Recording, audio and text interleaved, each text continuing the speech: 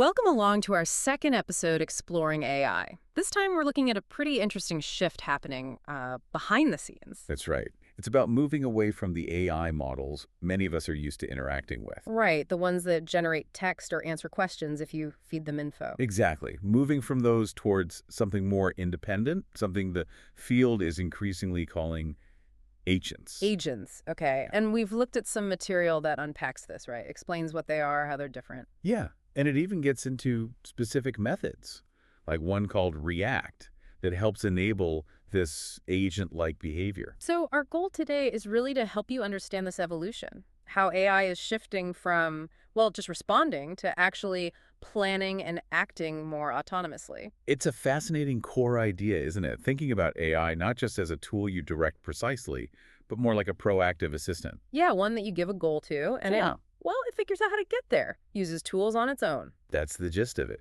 It's a significant jump in capability. Okay, let's start at the beginning then. Where are we coming from?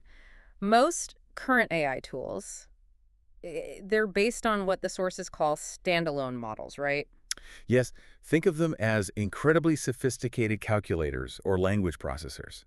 Amazing at churning through data, understanding language, writing text. Summarizing things, maybe? Absolutely. If you provide all the necessary information directly to them in that moment. Okay, and that's the catch, the limitation. That's the key limitation Yeah. highlighted in the material, yeah. These models work in isolation. They're sort of locked in a box with the data you give them. They can't just reach out. Exactly. They can write a fantastic essay based on the points you provide, Yeah. but they can't independently go research breaking news to add to it. Or pull a specific file from my company's network drive. Precisely. Powerful, yes, but fundamentally disconnected from the wider digital environment or external tools. So how do you bridge that gap? What's the first step beyond that isolation? Well, the material points to what are called composite AI or compound systems. It's kind of the logical first step. Compound systems. Oh. Okay, so more than just the model. Yeah, think of it like building a system around the AI model. You create a sort of toolkit. A toolkit, what's in it? Things like connections to databases, ways to talk to other software using APIs, maybe some preset rules or logic. I see. So the AI model is one piece, but there are other components working with it. Exactly.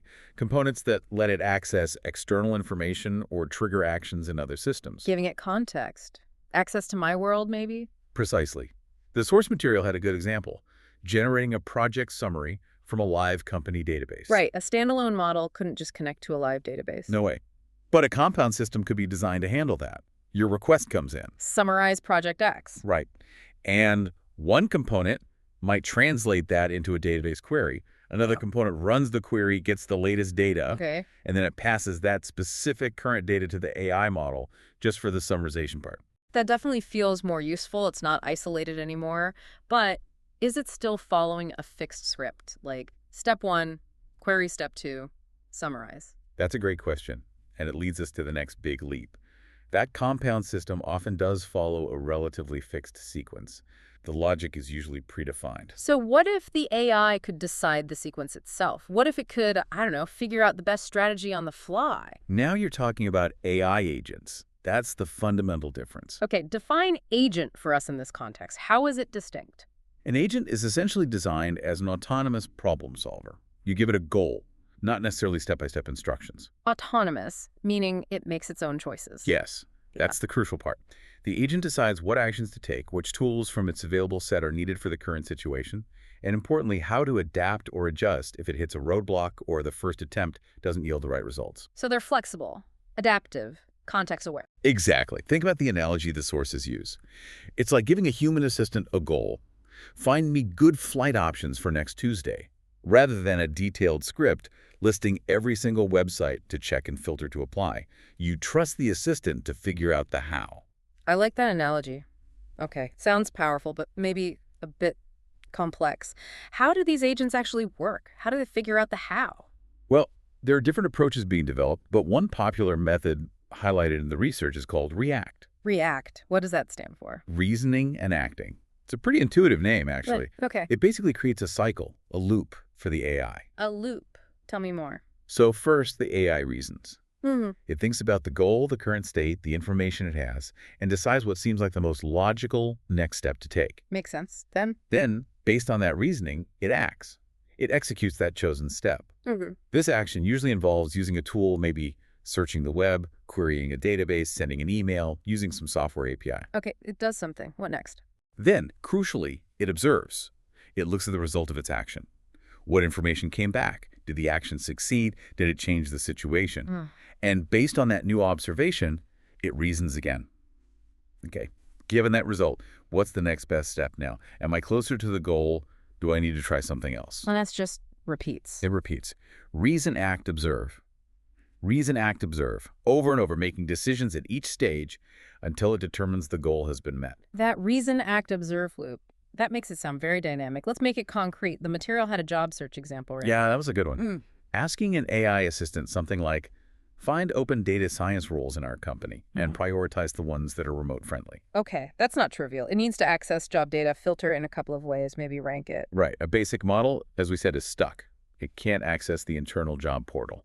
But a React agent, how would it tackle this, assuming it has access to, say, a job search tool? Okay, so it gets the request. First, reason. User wants data science roles, internal remote prioritized. Need to search the job portal tool. Okay. Then, act. It uses a job search tool, maybe forms a query like search role, data science, It gets back a list of jobs. and then it observes that list. Yeah. Okay, here are data science jobs. Are they remote? Looks like a mix. Then it reasons again. Need to filter these for remote status and maybe highlight them. So the next act might be using a filter function or refining the search. Exactly. Maybe it acts by applying a location remote filter. Then it observes the new, shorter list. Reasons. Okay, this looks like the right set. Now, are they prioritized? Maybe I should list remote ones first. Acts again, perhaps, by sorting the list. And it keeps going until it observes a result that matches the original goal. Precisely. The key is, it wasn't given a fixed sequence. It decided dynamically, search first, then filter, then sort, based on observing the results at each stage. That dynamic aspect really drives home the difference. There was another example in the sources, too, contrasting a model and an agent for an email task. Ah, yes, that was very illustrative. The task was something like, summarize all my unread emails from this week that mention meeting times. Okay, why can a standard AI model absolutely not do that? Simple. No access. It can't connect to your inbox. It can't see which emails are unread versus read. It can't filter by date. And it certainly can't scan the content of those emails to find mentions of meetings. It only knows the text you paste into it. Right. But an agent, if it's built with the right tools, An agent equipped with, say, an email access tool and maybe some text analysis capabilities could potentially handle this. how would that React loop look here? Well, it might reason. Yeah. Need unread emails this week with meeting times. First step. Access the inbox. Yeah. Act. Connect to the email tool. Observe. See the list of emails. Reason. Okay, need to filter by date and read status. Act. Apply filters. Observe. Get the relevant list of emails. Reason. Now need to check content for meeting times. Act. Scan email contents. Observe. Identify emails with times. Reason. Got them. Now summarize. Act. Generate the summary. Wow, that's a lot of steps, a lot of interaction with an external system. Exactly. It really highlights the big difference, as the source put it, in practical capability for real-world tasks. Which leads us to the significance of all this. The material suggested 2025 might be a kind of tipping point for agents. Why now? I think the argument is that the underlying models are becoming powerful enough, and the techniques like React are maturing enough that these agentic systems are becoming much more feasible and, frankly, useful. Useful for what, specifically? For real work, real decisions, and real outcomes, to quote the material.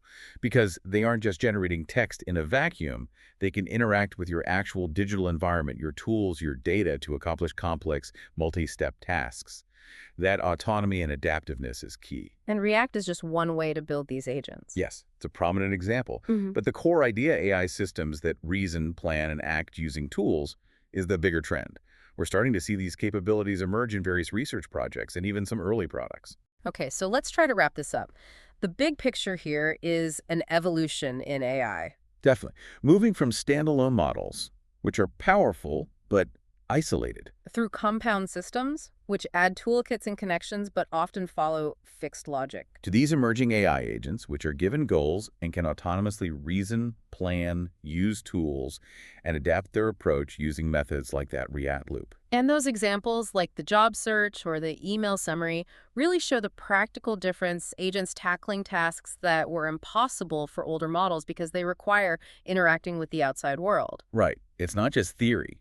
These approaches are actively being developed and are pushing AI towards becoming more like well, a digital teammate. A digital teammate. Yeah. It's a powerful idea. So maybe a final thought for you, our listener, drawing on this idea. Yeah, consider this. What does it mean to shift from just interacting with AI, typing a prompt, getting a response, to actually collaborating with it? Collaborating with something that's adaptive, that can make its own choices to reach a goal you set for it. Exactly. What new possibilities might that open up for how you work or solve problems? And maybe just as importantly, what new questions does that raise?